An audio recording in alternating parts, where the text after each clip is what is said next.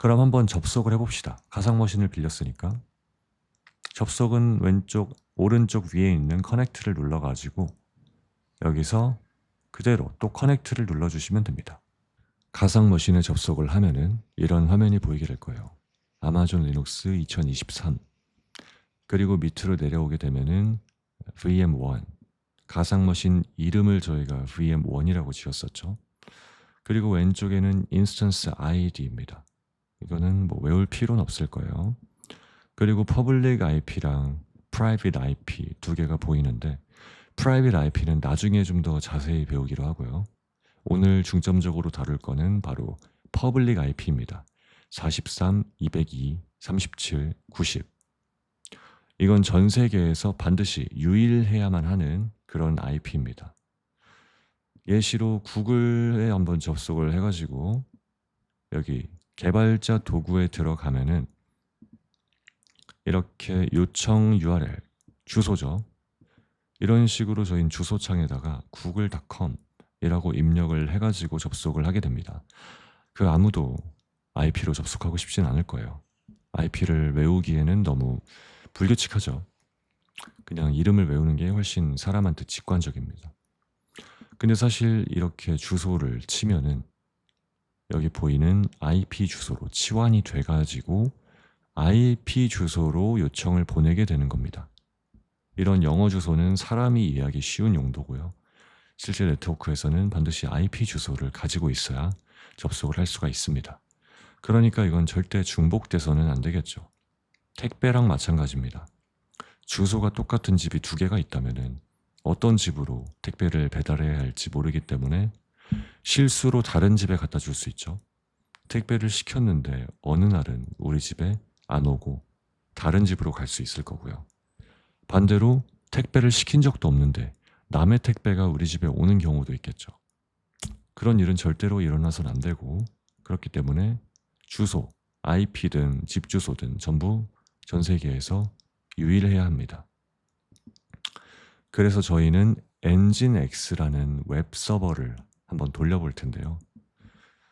여기서 이제 DNF라는 툴을 사용할 건데 패키지 매니저입니다.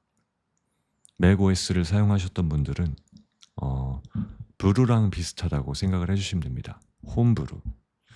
그리고 뭐 npm이랑도 비슷하다고 생각을 하셔도 돼요.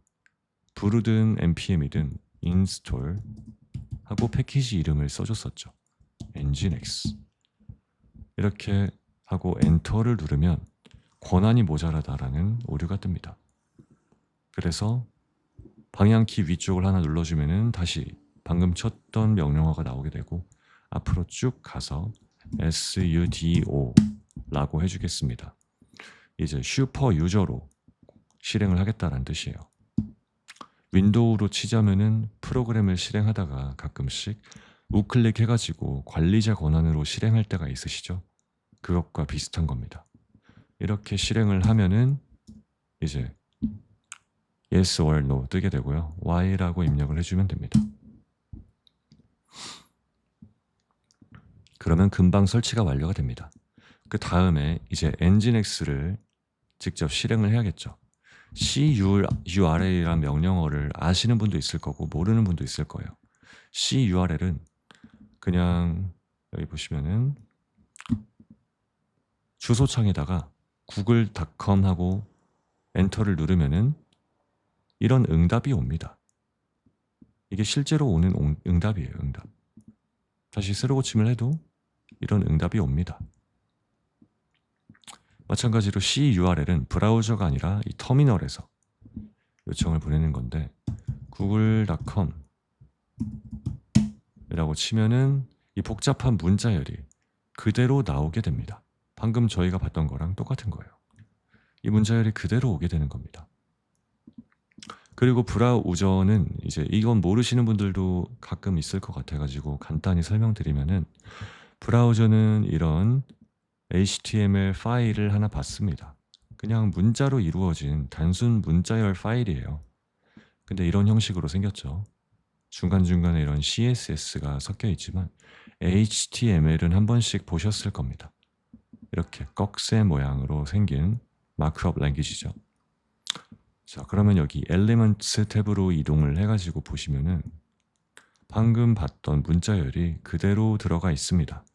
근데 여기서는 클릭을 해가지고 이 코드가 어떤 건지, 뭘 의미하는 건지 찾기가 쉽게 되어 있어요.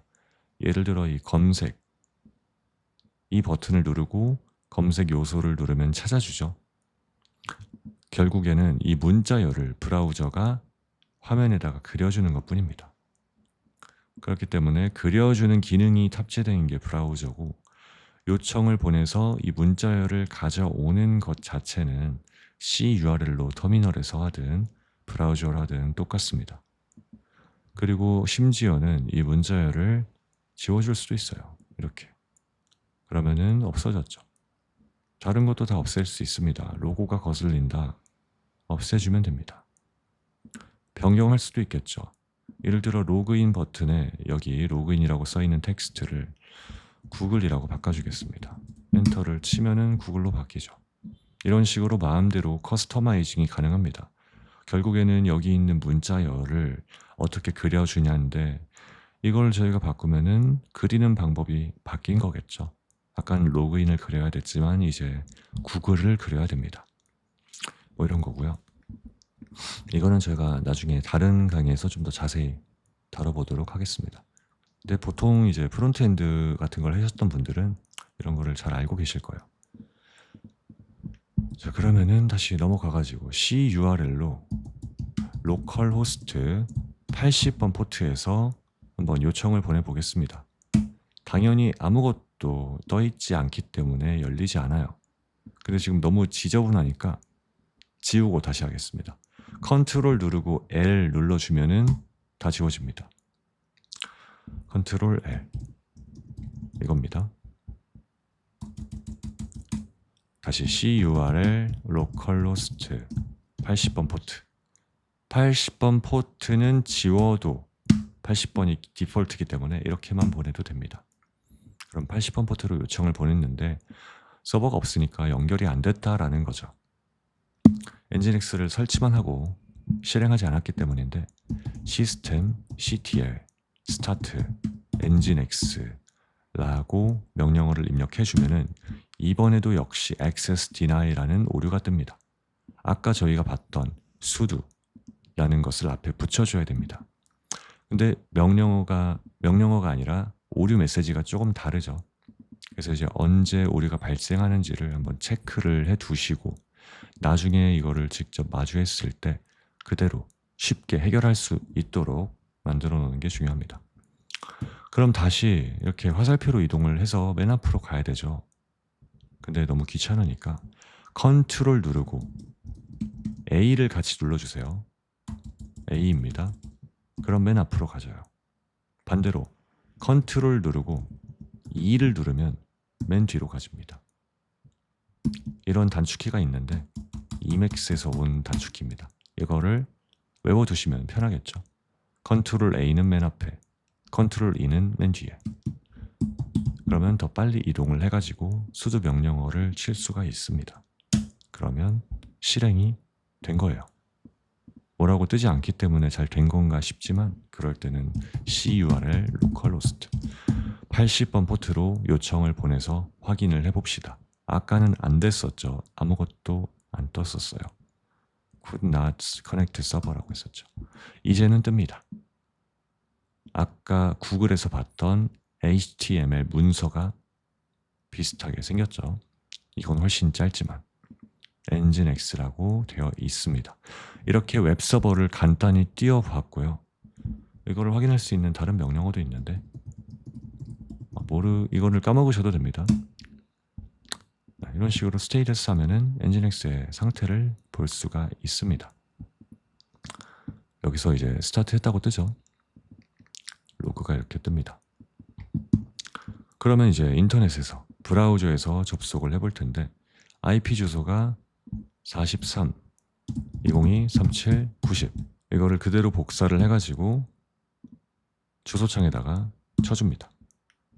그러면 응답이 없어요. 응답이 오지 않습니다. 분명히 퍼블릭 IP죠. 외부에서 접근이 가능해야 되고 분명히 웹서버를 띄웠습니다. 지금 이 VM 자체에서는 요청이 잘 가고 응답도 잘 온다는 거를 확인까지 다 한 상태예요. 근데도 접속이 되지 않죠. 이제 이 원인을 찾아야 됩니다. 근데 이제 기초적인 지식이 없다면은 이거를 찾기가 쉽지가 않겠죠. 물론 뭐 AI한테 물어보는 방식으로 할 수는 있겠으나 조금 더 기초적인 개념과 원리를 잡아두면은 더 쉽게 고칠 수 있는 오류들입니다.